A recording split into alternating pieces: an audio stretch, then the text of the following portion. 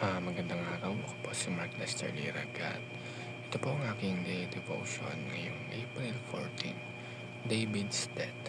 David, na tinalaki po ni Pastor Russell Ocampo sa 365 Daily Devotions.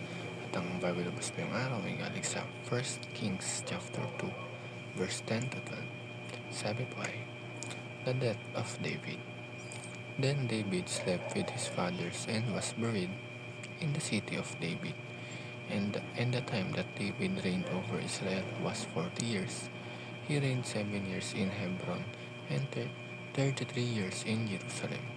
So Solomon sat on the throne of David, his father, and his kingdom was firmly established. At ang first teaching is, David was a man of faith who successfully led Israel. Si David ay hindi lang isang hari, isa siyang leader na may matibay na pananampalataya sa Diyos. Sa bawat laban, sa bawat decision, hinahanap niya ang guidance ng Panginoon. Dahil dito, nagtagumpay siya sa pamumuno sa Israel. Hindi dahil perpekto siya, kundi dahil marunong siya magtiwala sa Diyos. Ganito rin sa atin. Ang tunay na success sa buhay ay hindi lang nakabase sa achievements, kundi sa kung paano tayo nagtitiwala sa Diyos sa bawat season ng buhay natin.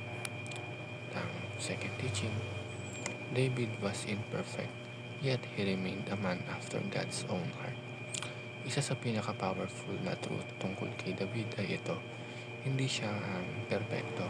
Nagkamali siya, nagkasala siya, at may mga desisyon siyang nagdulot ng sakit sa iba. Pero sa kabila nito, tinawag pa rin siyang a man after God's own heart. Bakit?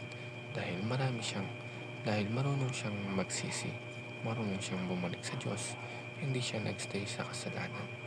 Bumangon siya at hinahanap ulit ang Panginoon.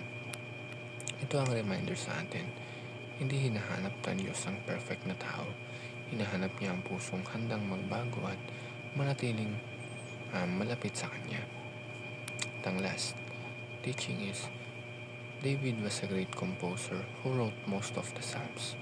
Bukod sa pagiging hari, si David ay isang manunulat at musician. Marami sa mga Psalms na binabasa natin ngayon ay galing sa kanya.